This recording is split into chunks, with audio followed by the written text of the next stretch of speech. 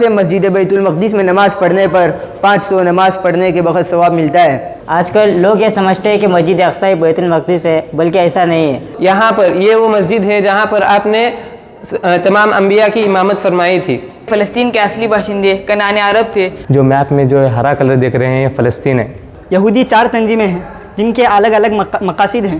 پہلی تنظیم ہے عالمی صہیونی تنظیم۔ میڈیا کے ذریعے لوگوں کا ذہن بنایا گیا ہے، اور خاص کر آج کی جو نئی جنریشن ہے ان کا ذہن بنایا گیا ہے کہ مسئلے جو فلسطین ہے وہ ہمارا مسئلہ نہیں ہے۔ السلام علیکم ورحمۃ اللہ وبرکاتہ۔ جس طرح سے جامعہ اسلامیہ جامعہ آباد کے طلباء کے ایگزیبیشن کے تعلق سے آپ نے معائنہ کیا فلسطین کے کیا فضیلت ہے قرآن کریم میں، اور اسی طرح سے احادیث میں اس کے متعلق کیا چیزیں بیان کی گئی ہے، اور اسرائیل کا قبضہ کس طرح سے ہوا، اسرائیلی قبضے میں کن کن ممالک اور کن کن شخصیات کا سپورٹ رہا اور ان کا تعاون رہا، فلسطین کی ممتاز شخصیات ہے ان کے تعلق سے آپ کو آگاہ کیا، اور جو غزہ جس کا ہم بار بار نام سنتے ہیں اس کی کیا حقیقت ہے اور اس کے تعلق سے جغرافیائی اعتبار سے کیا اس کا مقام ہے اس کو بھی بیان کیا گیا، اور وہاں پر جو اسرائیلی حملے ہوئے اور اس کے نتیجے میں جو تباہیاں برپا ہوئی اس پر بھی روشنی ڈالنے کی کوشش کی۔ جو یہودی خباثتیں ہیں اور ان کی جو تنظیمیں کام کر رہی ہیں اس سے بھی لوگوں کو واقفیت کرنے کی کوشش کی گئی، اور آخر میں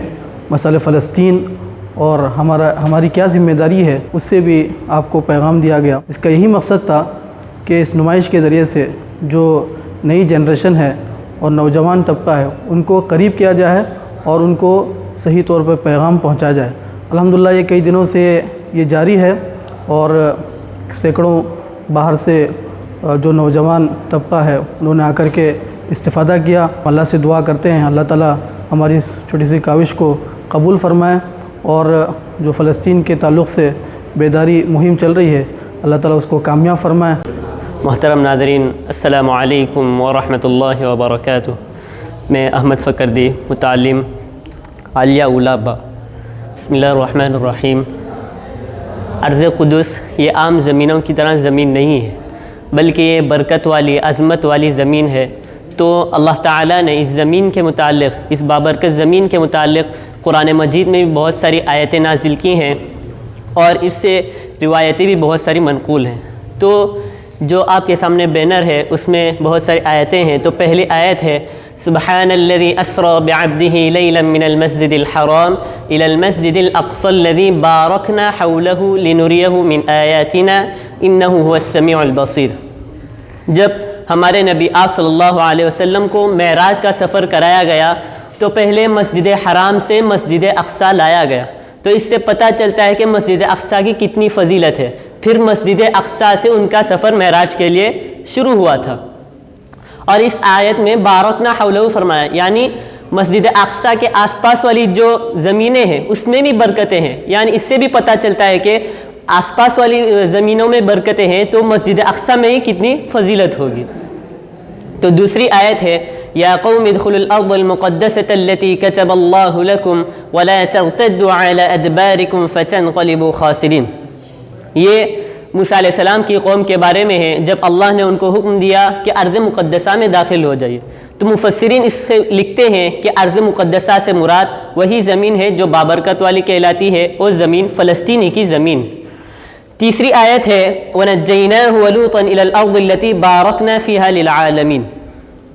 یہ لوط علیہ السلام کی قوم کے بارے میں ہے، جب اللہ نے ان کو ان کی قوم سے نجات دی تو ان کو ایک ایسی زمین عطا کی جس میں برکتیں ہیں۔ مفسرین یہ زمین کے متعلق لکھتے ہیں کہ وہ زمین فلسطینی کی زمین ہے۔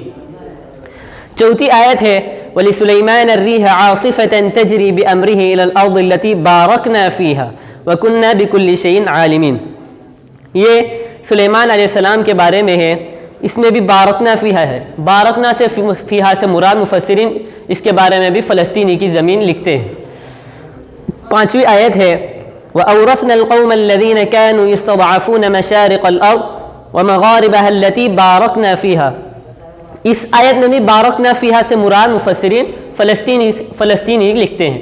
تو آپ کو اس سے پتہ چلتا ہے کہ فلسطین کے بارے میں قرآن مجید میں اس سے بھی زیادہ آیتیں آئی ہیں، تو اس سے پتہ چلا کہ یہ زمین کتنی برکت والی ہے اور کتنی عظمت والی ہے۔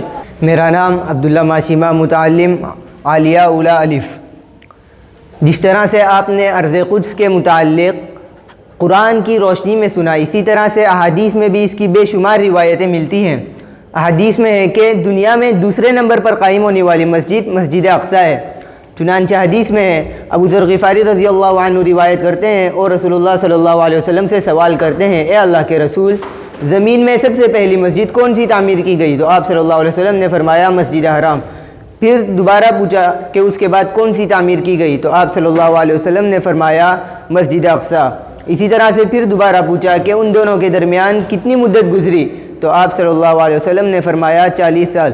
اسی طرح سے اس مسجد میں نماز پڑھنے سے کوئی عام ثواب نہیں ہے، بلکہ اس مسجد میں ایک نماز پڑھنے پر 500 نماز پڑھنے کے بغیر ثواب ملتا ہے۔ حدیث میں ہے، ابو درداء اور جابر رضی اللہ عنہما روایت کرتے ہیں، آپ صلی اللہ علیہ وسلم نے فرمایا مسجد حرام میں ایک نماز پڑھنے کی فضیلت 1,00,000 نماز پڑھنے کے برابر ہے۔ اسی طرح سے مسجد نبوی میں ایک نماز پڑھنے پر 1,000 نماز پڑھنے کے برابر ثواب ملتا ہے۔ اسی طرح سے مسجد بیت المقدس میں نماز پڑھنے پر 500 نماز پڑھنے کے بغیر ثواب ملتا ہے۔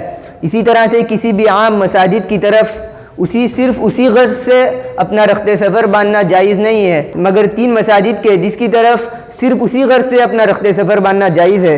ابو ہریرہ رضی اللہ عنہ روایت کرتے ہیں، آپ صلی اللہ علیہ وسلم نے فرمایا صرف 3 مساجد کی طرف اسی غرض سے اپنا رخت سفر باندھنا جائز ہے، مسجد حرام، مسجد نبوی اور مسجد اقصی۔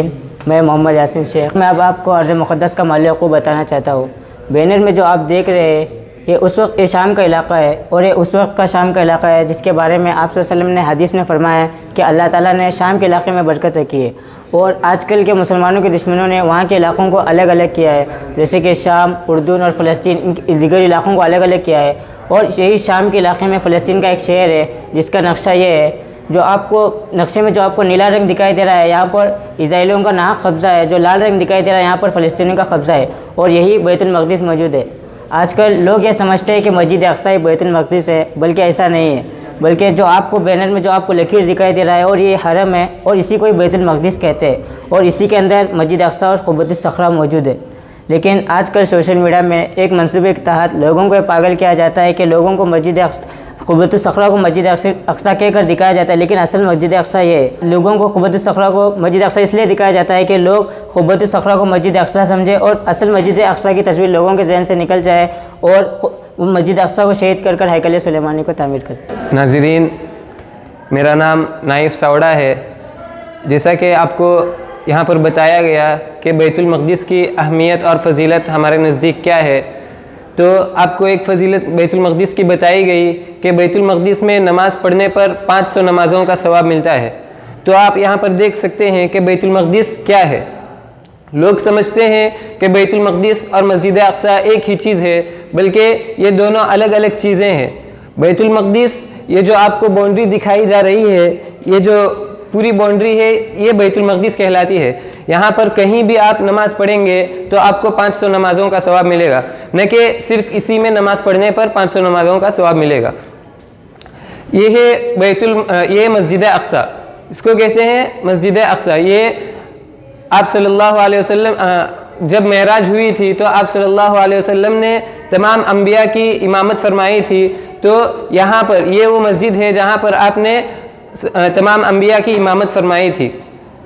اور یہ ہے قبۃ الصخرہ، اس کو کہتے ہیں قبۃ الصخرہ۔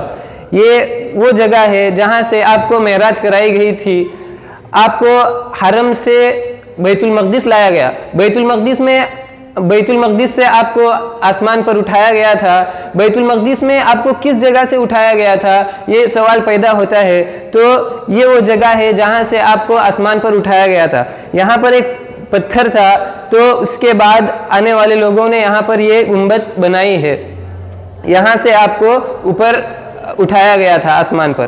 اور ناظرین، یہ جو آپ دیکھ رہے ہیں اس کو کہتے ہیں دیوار براق، یہ البراق وال کہتے ہیں اس کو۔ آپ کی جو سواری تھی براق، جس کا نام براق تھا، اس کو اس دیوار سے باندھا گیا تھا، تو اس وقت سے اس دیوار کا نام دیوار براق پڑ گیا۔ اور اس کو یہودی کہتے ہیں کہ اس کو دیوار گریا کہتے ہیں، وہ اس کو سر پٹخ پٹخ کر دعائیں کرتے ہیں، اس کو ویسٹرن وال بھی کہا جاتا ہے۔ ناظرین، آج یہودیوں کی یہ سازش ہے کہ ہم اگر کسی بھی سوشل میڈیا میں کہیں پر بھی اگر سرچ کریں گے کہ مسجد اقصی سرچ کریں گے تو ہم کو سب سے پہلے یہ دکھایا جاتا ہے. آپ بھی دیکھے ہوں گے کہ آپ کو سب سے پہلے گوگل پر مار کے دیکھیں تو یہی دکھایا جاتا ہے کہ یہ مسجد اقصی ہے، بلکہ مسجد اقصی یہ نہیں بلکہ مسجد اقصی یہ ہے.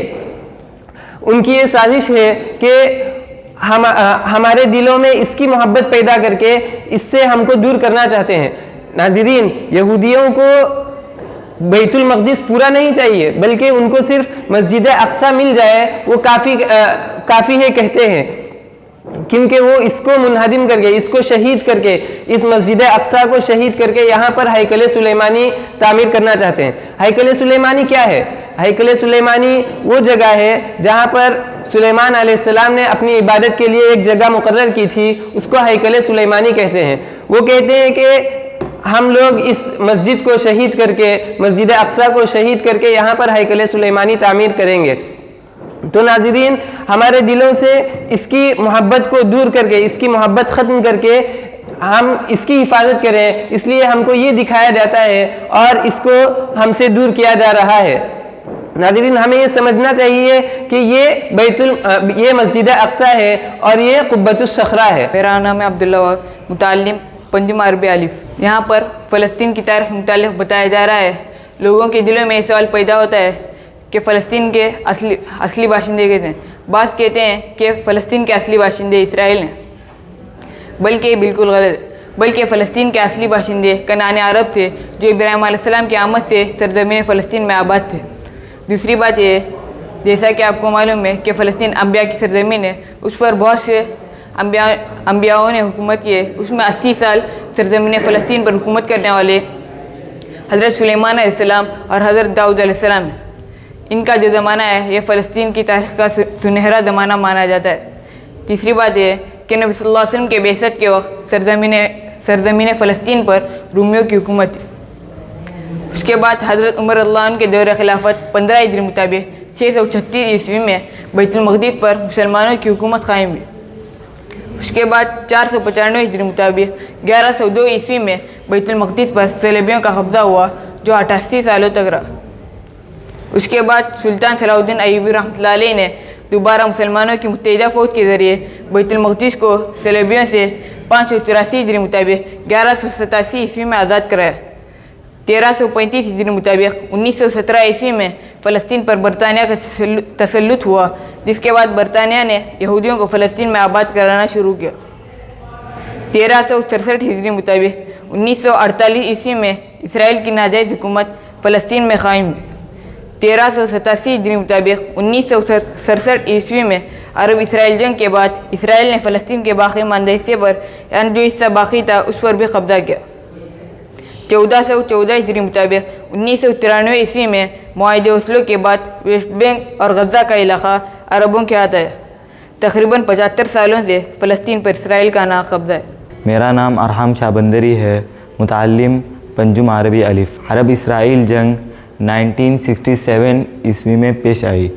1967 میں اسرائیل نے مصر، اردن اور شام پر حملہ کیا، جس میں ان ممالک کو صرف 6 دنوں کے اندر شکست فاش کا سامنا کرنا پڑا. اس کی چند وجوہات یہ ہیں کہ آپس میں اتحاد و اتفاق نہ ہونے کی وجہ سے اور ان ممالک کی اسرائیل کے سامنے قوت پست ہونے کی وجہ سے صرف 6 دنوں کے اندر شکست فاش کا سامنا کرنا پڑا. اور اس حملے کی وجہ سے مکمل فلسطین اسرائیل کے قبضے میں آ گیا، اور اس کے ساتھ ساتھ مصر کی گولان پہاڑیاں، مصر کی جزیرہ نمائے سینا اور شام کی گولان پہاڑیاں اسرائیل کے قبضے میں آ گئی. یہ حملے کے 6 دنوں بعد کا نقشہ ہے. پھر 6 سال بعد یعنی 1973 میں مصر نے اسرائیل پر حملہ کیا اور اپنا جو جزیرہ نمائے سینا کھویا تھا اس کو واپس حاصل کر لیا، اور اس کے ساتھ ساتھ شام کی گولان پہاڑیاں بھی واپس حاصل کر لی، اور ویسٹ بینک اور غزہ کا کچھ حصہ بھی اسرائیل سے چھین لیا.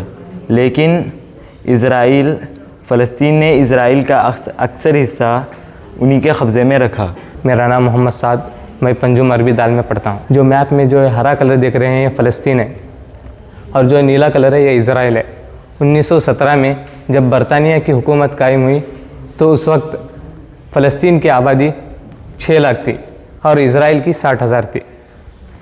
इज़राइल ने फ़लस्तीन में मुसलसल साजिशों से अपने इज़राइल लोगों के ख़ास तादाद जमा किए और 1948 में जब अक़वाम मुत्तहिदा की तरफ से फ़लस्तीन और इज़राइल के दरमियान गैर मुनसफ़ाना तकसीम किया गया, जिसमें इज़राइल को 55% दिए जबकि वो 11% से ज़्यादा के हकदार न थे, और फ़लस्तीन के लोगों को 42% दिया गया जबकि वो उससे ज़्यादा के हकदार थे। और 1967 में जब इज़राइल ने अपनी रियासत का ऐलान किया तो फ़लस्तीन और इज़राइल के दरमियान जंग शुरू हुई। फ़लस्तीन को अरब ममालिक का ताउन ना होने की वजह से वो 6 दिन में जंग को हार गए और इज़राइल को पूरे ममालिक का ताउन था। आखिरकार 1967 में इज़राइल ने गज़ा पर भी अपना कब्ज़ा किया। अब जैसा कि देख रहे हैं जो रेड कलर की जो लकीर है ये बॉर्डर है, इसके बारे में आपको आगे बताया जाएगा। और 1995 में इज़राइल ने फ़लस्तीन में भी अपना कब्ज़ा करना शुरू किया। यह हालांकि फ़लस्तीन के लोगों को ये हिस्सा दिया गया, इन्होंने इन लोगों पर जुल्म करके यहाँ के लोगों को बेघर कर दिया।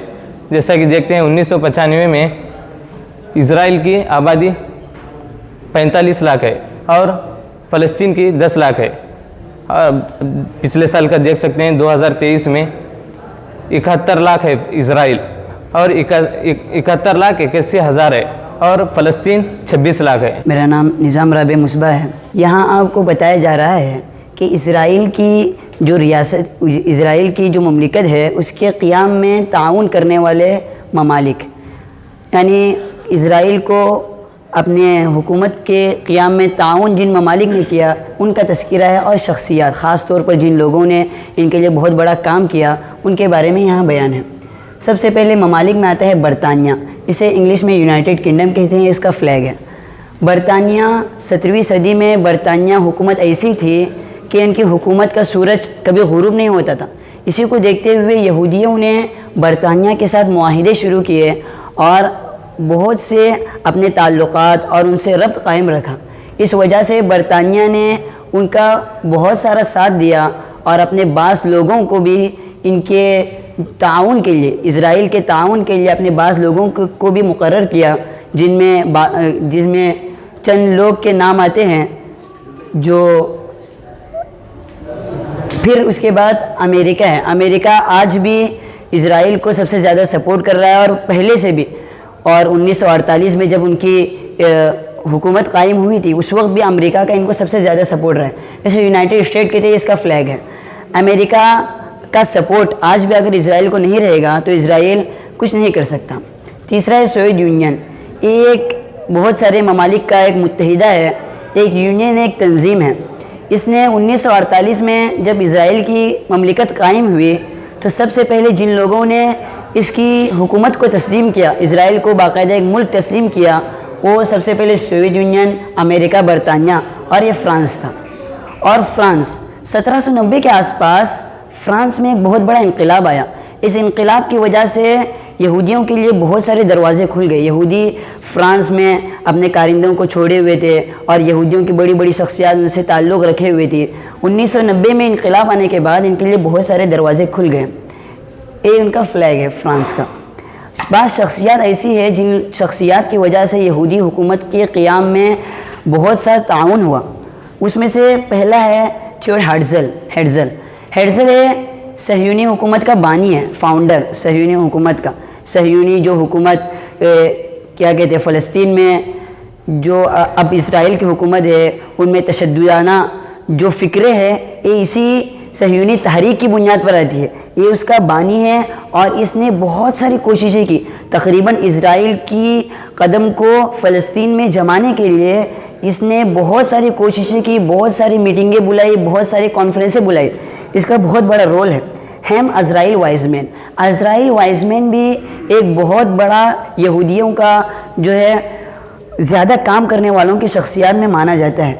अज़राइल वाइज़मैन इसने एक किताब लिखी थी अपने आप बीती के बारे में। उसने उस किताब में बहुत सारी चीज़ों का खुलासा किया था। उसमें से 1934 میں 1934 میں اسرائیل کی فلسطین میں مملکت قائم ہو چکی تھی، لیکن اس نے اس میں یہ بات واضح کی مفتی امین حسینی اور ان کے انقلابات وغیرہ کی وجہ سے یہ کیا کہتے ہیں مملکت 1934 میں قائم نہیں ہو سکی۔ اس کے علاوہ بھی اس نے بہت ساری چیزوں کا خلاصہ کیا تھا جس سے عرب و عجم ناواقف تھے۔ آرتھر جیمز بالفور یہ برطانیہ جو آپ نے یہاں دیکھا اس کا وزیر خارجہ ہے، فارن منسٹر برطانیہ کا۔ اس نے یہودیوں کے لیے بہت کام کیا، یہودیوں کی بہت مدد کی۔ اس نے ایک عہد نامہ جاری کیا تھا، عہد نامہ بالفور کے نام سے۔ اس نے اس میں یہ لکھا تھا کہ فلسطین کو اب یہودیوں کے لیے دینا ہوگا، اور اس عہد نامے کو 1920 میں عبوری حکومت کے دستور میں بھی شامل کیا گیا تھا۔ لیکن اس کے بعد بہت سارے انقلابات آئے، بہت ساری فلسطینیوں میں بہت سارا ایک عزم پیدا ہوا، پھر فلسطینی لڑے اس عہد نامے کی وجہ سے۔ ڈیوڈ بین گورن آخری جو یہاں شخصیت دی گئی ہے وہ ڈیوڈ بین گورن ہے۔ ابھی 1948 میں جب فلسطین پر اسرائیلی حکومت کا قیام ہوا تب ان کا جو پہلا صدر بنا، جو پہلا ان کا بڑا بنا وہ ڈیوڈ بین گورن تھا۔ اس کی بہت ساری کوششیں، اس کی اتنی کوششیں کہ جب 1948 میں قائم ہوا تھا کہ اسرائیلی تاریخ سے کبھی فراموش نہیں کر سکتی، اتنی زیادہ اس کی کوششیں ہیں۔ یہی چند ممالک ہیں اور چند شخصیات ہیں، ان کی وجہ سے فلسطین میں اسرائیلی حکومت کے قیام میں سے عدم تعاون ہوا۔ میرا نام افشان فکردی ہے اور میں عالیہ اولی الف میں زیر تعلیم۔ حضرات، آپ لوگوں کو معلوم ہی ہے کہ آج کل اسرائیل اور فلسطین کی جو جنگ چل رہی ہے اس میں فلسطینیوں پر بہت زیادہ ظلم ہو رہا ہے، لیکن پھر بھی وہ ظلم سے بچنے کے لیے اپنی جگہ کو چھوڑنے کے لیے تیار نہیں ہیں، اس لیے کہ ان میں دینی جذبہ پایا جاتا ہے۔ یہ جذبہ ان میں اسی طرح پیدا نہیں ہوا بلکہ ان کے اسلاف نے ان پر محنتیں کی۔ یہ نام جو آپ دیکھ رہے ہیں یہ انہی شخصیتوں کا نام ہے۔ سب سے پہلے شیخ عز الدین قسام شہید، یہ 1882 عیسوی میں پیدا ہوئے۔ ابتدائی تعلیم کے بعد انہوں نے فلسطین کا رخ کیا اور وہاں پر مقیم رہے۔ اقامت کے دوران انہیں اسرائیل کی ناپاک سازشوں کا علم ہوا، جس کی وجہ سے انہوں نے کتائب القسام یا القسام بریگیڈ کے نام سے ایک تنظیم قائم کی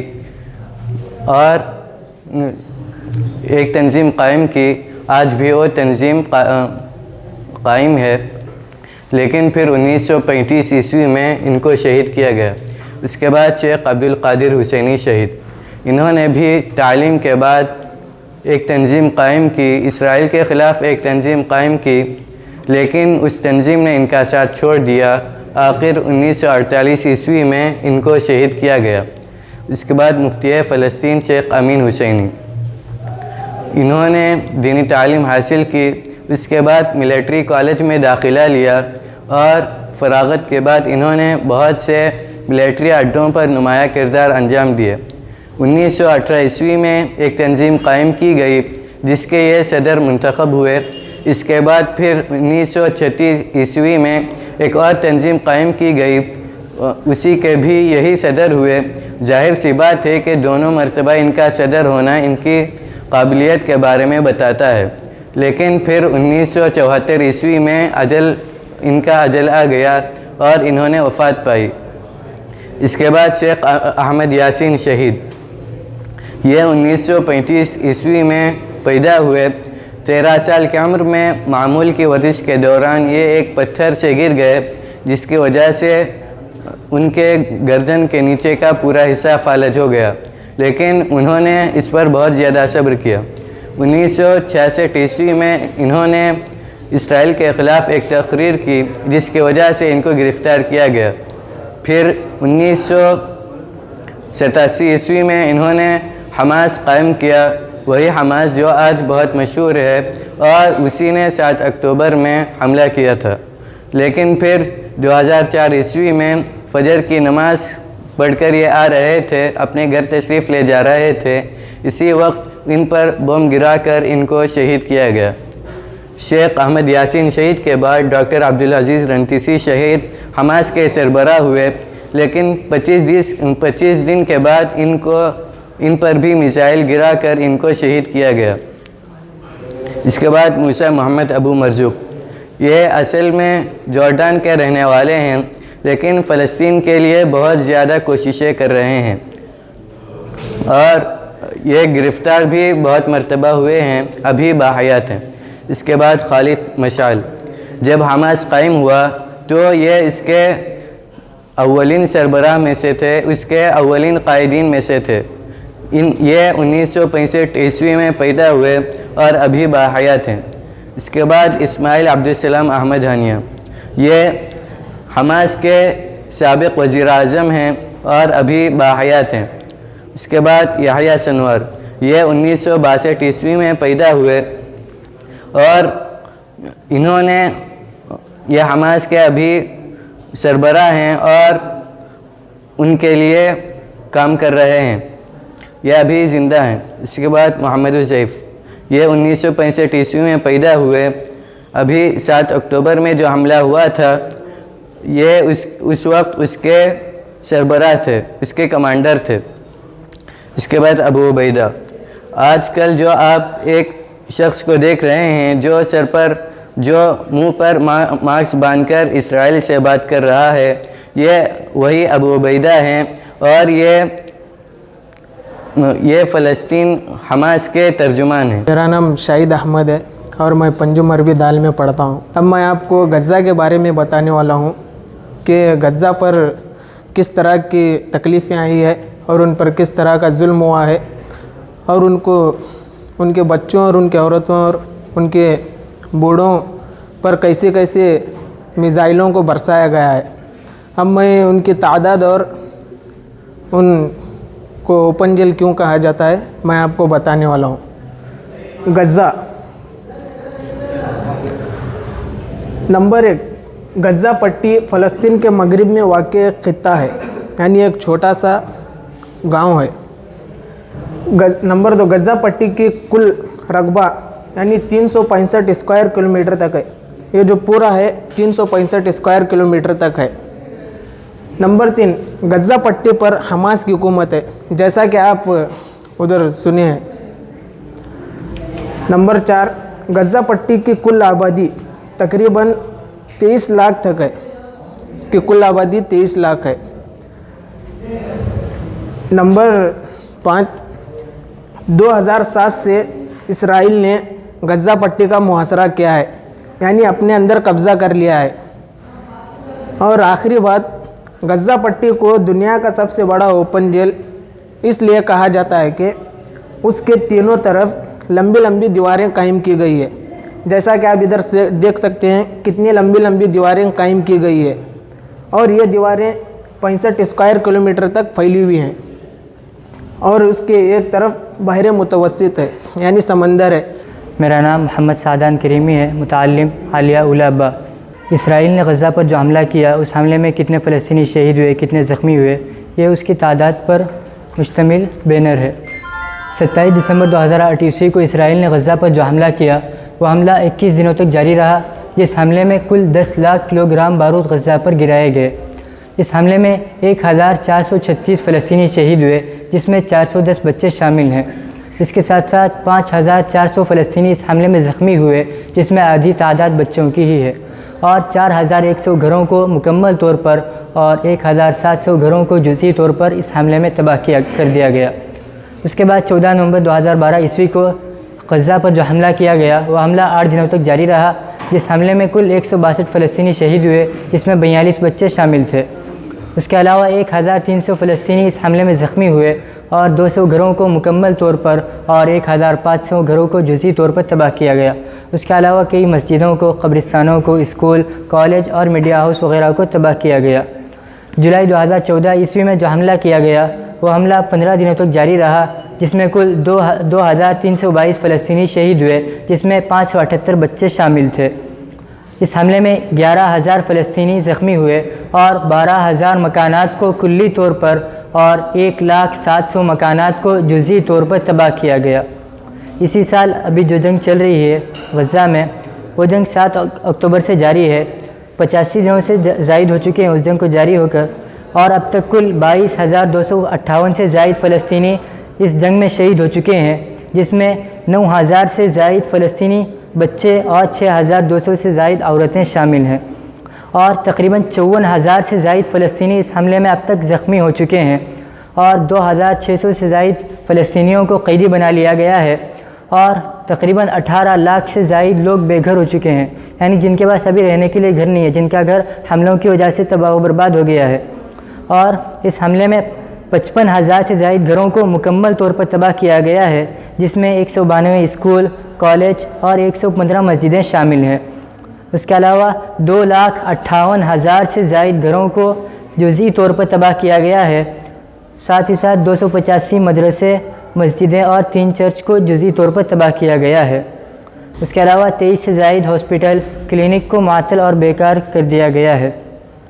اس سے اندازہ لگایا جا سکتا ہے کہ غزہ جیسے چھوٹے شہر پر غزہ کی اسرائیل کی غزہ پر کیا وحشیانہ کارروائیاں رہی ہیں۔ اللہ تعالیٰ سے دعا ہے کہ اللہ تعالیٰ ان مظلوم فلسطینیوں کو ظالم اسرائیل کی وحشیانہ کارروائیوں سے نجات دے، آمین۔ میرا نام محمد سعید بن حافظ یاسین خان ہے اور میں متعلم درجہ پنجم جیم کا پڑھنے والا ہوں۔ آپ یہاں پر جو باتیں بتائی جا رہی ہے، اس سے پہلے اکثر لوگ اس کو نہیں جانتے اور اکثر لوگ اس کو نہ کہیں سنا ہے نہ کہیں دیکھا ہے۔ ظاہری اعتبار سے تو آپ کو موبائل کس طرح اسرائیل نے فلسطین پر قبضہ کیا، لیکن اس کے علاوہ بھی بہت ساری چیزیں ہیں جو جن کو اکثر لوگ نہیں جانتے۔ یہاں پر ان ساری چیزوں کو بتایا گیا ہے۔ یہاں پر بتایا گیا ہے کہ یہودی 4 تنظیمیں ہیں جن کے الگ الگ مقاصد ہیں۔ پہلی تنظیم ہے عالمی صہیونی تنظیم، جس کو انگریزی میں ورلڈ زیونسٹ آرگنائزیشن کہا جاتا ہے، جس کا مقصد ہے تعلیم کو بنیادی ذریعہ بنا کر صہیونیت اور صہیونی افکار کو فروغ دینا وغیرہ۔ یعنی صہیونی افکار کو فروغ دینا یعنی ان کے ایسے افکار ہیں کہ آپ سن کر دنگ رہ جائیں گے، کہ وہ کہتے ہیں کہ انسان میں دنیا میں جتنے لوگ ہیں ان کے جتنے مذاہب ہیں، اپنے مذاہب کے علاوہ تمام ادیان کو کالعدم قرار دیتے ہیں، یعنی باطل قرار دیتے ہیں۔ اور دوسرا افکار ہیں کہ وہ کہتے ہیں کہ اخلاق کے قائل ہی نہیں ہیں، یعنی ان کی ڈکشنری میں عقل جیسی عظیم الشان چیز کو وہ مانتے ہی نہیں ہیں۔ تیسری چیز ہے کہ وہ انسان کے اصل کو بندر قرار دیتے ہیں، انسان کے اصل کو بندر قرار دیتے ہیں۔ تیسری کمیٹی ہے کمیٹی برائے اسرائیلی اور امریکی امور، جس کو انگریزی میں IPAC کہا جاتا ہے، جس کا مقصد ہے امریکہ اور اسرائیل کے درمیان سیاسی تعلقات کو فروغ دینا۔ آج آپ دیکھ رہے ہیں کہ اسرائیل اتنی مضبوط بنی ہوئی ہے، اصل میں وہ اتنی طاقتور نہیں ہے۔ اس کی وجہ طاقتور نظر آنے کی وجہ ہے امریکہ۔ اگر امریکہ اس سے ہٹ جائے تو بہت کمزور ہے۔ آگے بتایا گیا اور حکومتی اداروں کو استعمال کرتے ہوئے اسرائیل نواز پالیسیوں کو فروغ دینا، یعنی آج آپ دیکھ رہے ہیں کہ اسرائیل فلسطین پر قبضہ پاتی جا رہی ہے، لیکن بڑے بڑے اسلامی حکومتیں ہیں، کوئی آواز نہیں اٹھا رہا ہے، جس کی وجہ یہ کمیٹی ہے اور اندر سے اس کام کو کر رہی ہے۔ تیسری کمیٹی ہے عالمی یہودی کانگریس، جس کو اردو کی انگریزی اصطلاح میں WJC کہا جاتا ہے، جس کا فل فارم ہے ورلڈ جیوش کانگریس، جس کا مقصد ہے دنیا بھر میں موجود یہودیوں کے درمیان باہمی تعلقات کو فروغ دینا اور ان کی مذہبی، روحانی، ثقافتی، معاشرتی ترقی کی یقین دہانی کرنا۔ چوتھی کمیٹی ہے اتحاد برائے اصلاح امریکی صہیونیت، جس کو انگریزی میں ارزا کہا جاتا ہے، جس کا مقصد ہے سرزمین فلسطین سے گہرے تعلق کو یہودی تشخص میں شامل کرنا۔ یعنی دنیا بھر میں جتنے اسرائیل ہیں، دنیا بھر میں جتنے یہودی ہیں، وہ سب صہیونی کو نہیں مانتے۔ اس تنظیم کا کام ہے وہ کس طرح صہیونی کو اپنا ہی بتائیں کہ کس طرح وہ صہیونی اپنے لیے کام کرتی ہے، وہ بتانا اس تنظیم کا کام ہے۔ ان چاروں تنظیم کے لوگو یہاں پر نیچے دیے گئے ہیں، ارزا، ورلڈ جیوش کانگریس اور IPAC ورلڈ زیونسٹ آرگنائزیشن۔ ان چاروں تنظیموں کے یہاں پر لوگو دیے گئے ہیں، آپ دیکھ سکتے ہیں۔ اور اس کے علاوہ بھی بہت ساری تنظیمیں ہیں جو آپ کو یہاں پر لائبریری ہے، جامعہ میں بہت وسیع لائبریری ہے، یہاں پر آپ مطالعہ کر سکتے ہیں کہ کتنی تنظیمیں جو تنظیمیں کام کر رہی ہیں اس کے بارے میں آپ معلومات حاصل کر سکتے ہیں۔ میں ہوں محمد انوار گوڑا۔ آج اس بینر کی مدد سے میں آپ کو یہ بتانا چاہوں گا کہ یہود ایک ایسی قوم جس کے متعلق اللہ تعالیٰ نے قرآن میں بتایا، مغضوب علیہم کا ان کو یہ لقب ملا ہے۔ ان میں کیونکہ ان میں ایسی خباثتیں پائی جاتی تھی جن کا میں تذکرہ آج آپ کے سامنے قرآنی آیات کی روشنی میں کرنا چاہوں گا۔ سب سے پہلے تو اللہ کے حکموں کی نافرمانی۔ ان کے پاس جو بھی حکم آتا تھا اللہ کی طرف سے تو یہ اس کے خلاف کر گزرتے تھے۔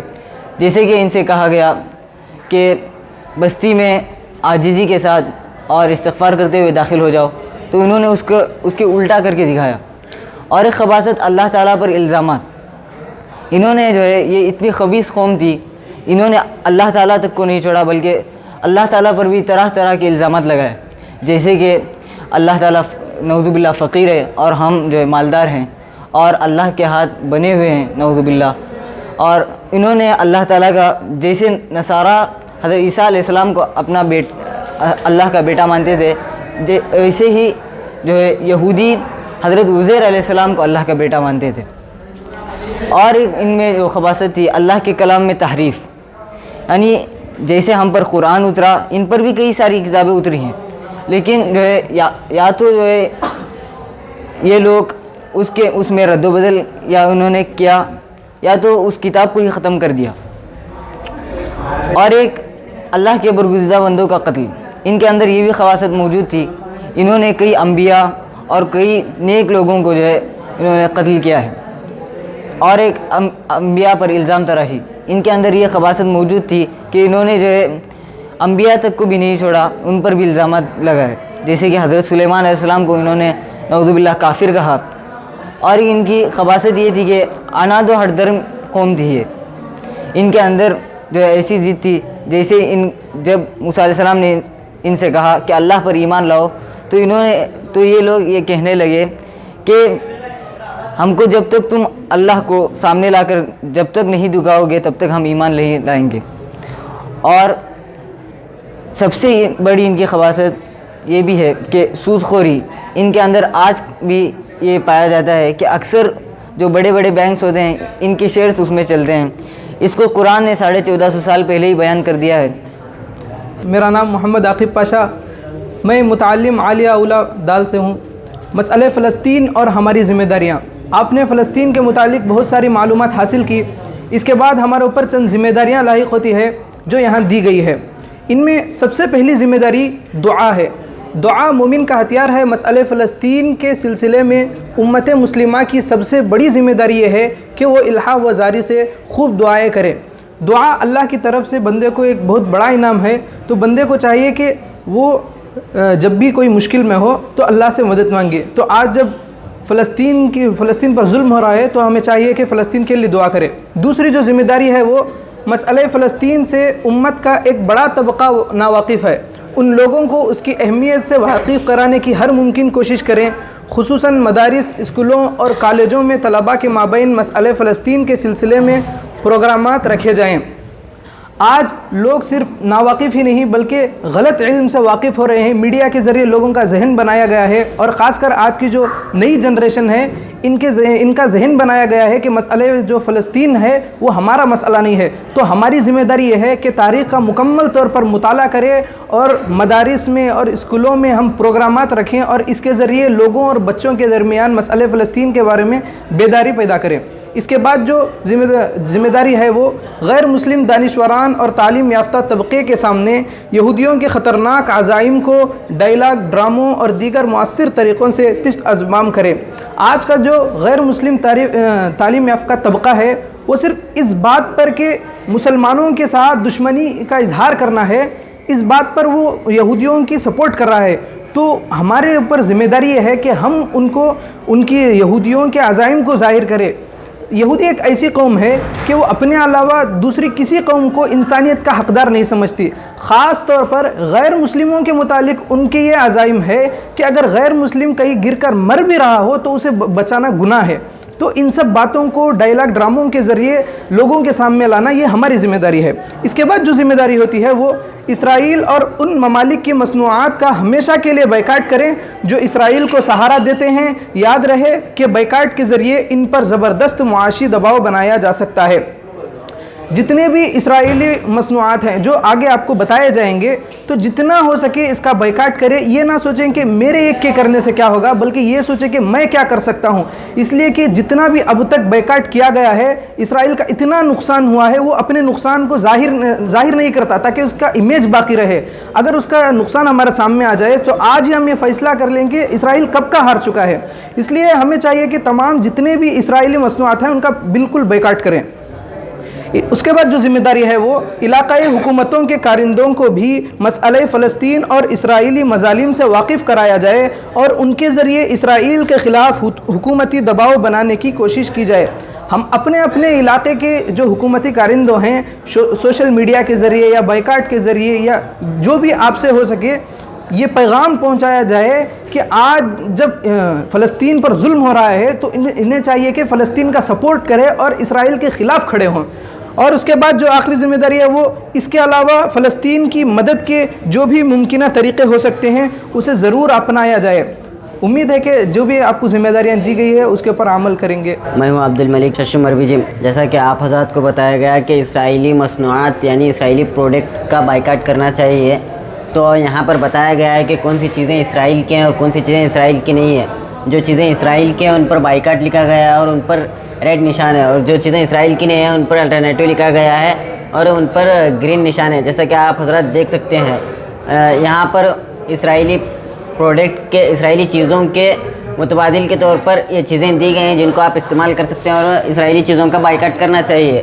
آپ جیسا کہ آپ دیکھ سکتے ہیں کہ ہم جو زیادہ تر استعمال کرتے ہیں وہ اسرائیلی مصنوعات ہیں. جیسا کہ آپ دیکھ سکتے ہیں یہاں پر اگر آپ سوچیں کہ ہمارے ان چیزوں کے بائیکاٹ کرنے سے 2 روپے 5 روپے کی چیزوں کے بائیکاٹ کرنے سے کیا ہوگا، تو میں آپ کو بتا دوں کہ ان کے 1 روپے 2 روپے ان 5 روپے ان 10 روپوں کے 50 روپے کے بائیکاٹ کرنے سے اس کے وہ ایک 50 روپے کی چیز سے ایک گولی خرید سکتے ہیں جس کے ہمارے مومن بھائی کے لگنے سے اس کی جان چلی جا سکتی ہے. اگر آپ 50 روپے کا بائیکاٹ کریں تو ان کو 50 روپے کا نقصان ہوگا اور ان کے یہاں پر ایک گولی کم ہو گیا. اگر ہم پورے مومنین ملا کر اگر ان کی چیزوں کا بائیکاٹ کریں تو ان کو بہت زیادہ نقصان ہو سکتا ہے. جیسا کہ آپ دیکھ سکتے ہیں یہاں پر ان کے اسرائیلی مصنوعات کے متبادل کے طور پر یہ چیزیں دی گئی ہیں جن کا آپ استعمال کر سکتے ہیں.